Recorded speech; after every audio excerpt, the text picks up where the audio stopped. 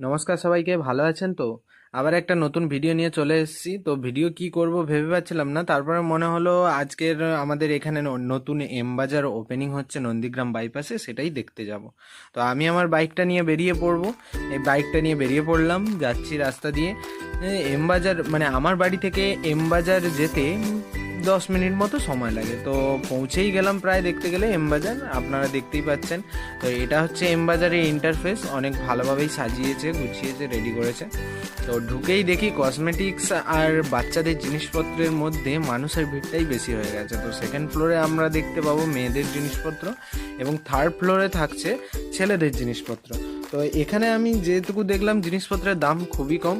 আপনারা চাইলে আসতে পারেন, এসে একবার ঘুরে যেতে পারেন। তো আপনার ভালো লাগবে নাকি জানি না, আমার মোটামুটি ভালো লাগলো। তো আজকের মতন এখানেই ভিডিওটা শেষ করছি, ভালো থাকবেন।